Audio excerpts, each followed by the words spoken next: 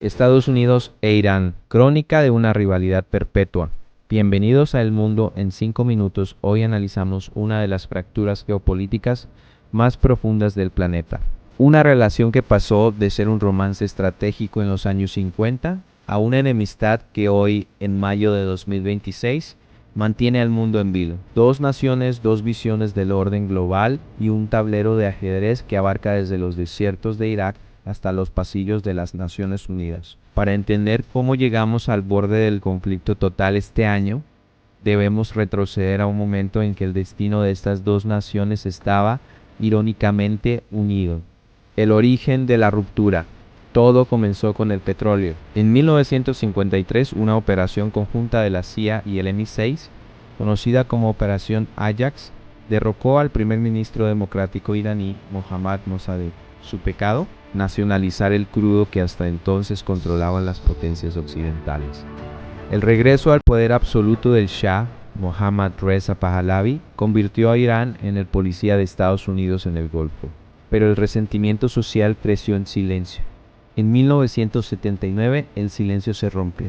La revolución islámica no solo derrocó a la monarquía, transformó a Washington de aliado en el gran Satán. El asalto a la embajada estadounidense y los 444 días de la crisis de los rehenes sellaron una herida que décadas después sigue abierta.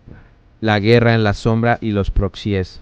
Desde los años 80, la confrontación dejó de ser directa para volverse una guerra de zona gris. Estados Unidos apoyó a Irak en su sangrienta guerra contra Irán, mientras Teherán comenzaba a tejer su red de aliados regionales, el llamado Eje de la Resistencia, el Bala en Líbano.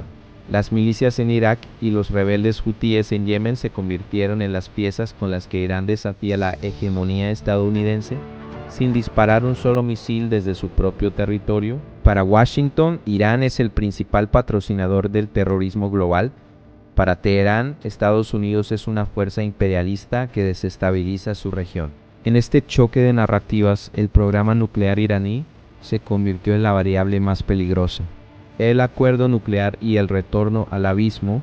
En 2015, el mundo respiró con alivio. El JCPOA, el acuerdo nuclear, parecía ser el puente diplomático definitivo. Irán aceptaba límites estrictos a su uranio a cambio de respiración económica.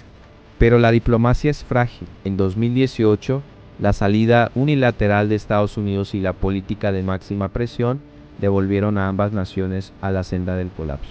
El asesinato del general Qasem Soleimani en 2020 y los constantes sabotajes a instalaciones nucleares llevaron la tensión al límite. Irán respondió acelerando su enriquecimiento de uranio, alcanzando niveles que la comunidad internacional considera el punto de no retorno para la creación de una bomba. Actualidad, mayo 2026, y los diálogos de Islamabad. Llegamos a la actualidad tras los enfrentamientos militares directos que sacudieron el inicio de este 2026. El panorama es de una calma tensa. Hoy, los delegados de ambos países se encuentran en Islamabad bajo la mediación de Omán y Pakistán. ¿Qué se está negociando? Un cese al fuego duradero y un nuevo acuerdo interino. Irán ha detenido el enriquecimiento al 60% bajo la promesa de un alivio parcial en las sanciones petroleras. Sin embargo, la desconfianza es absoluta. Mientras Washington exige el desmantelamiento total de las centrífugas, Teherán se niega a ceder su única palanca de presión sin garantías de seguridad que ningún gobierno estadounidense parece dispuesto a firmar por completo. La historia de Estados Unidos e Irán es un recordatorio de que en la geopolítica las heridas del pasado dictan las acciones del futuro. Hoy no hay una guerra abierta, pero tampoco hay una paz real, solo un equilibrio precario sobre una cuerda floja que atraviesa todo Oriente Medio. En este mayo de 2026, queda claro que ninguna de las dos potencias desea una guerra total, pero ninguna sabe cómo construir una paz duradera. Los acuerdos actuales en Islamabad son, en esencia, curitas para una herida abierta. Evitan que el paciente se desangre, pero no curan la infección de fondo.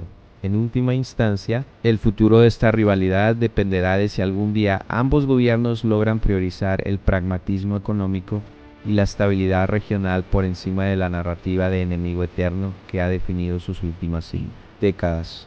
Por ahora, el mundo observa con alivio el cese al fuego, sabiendo que en este tablero La calma suele ser el preludio de una nueva tormenta.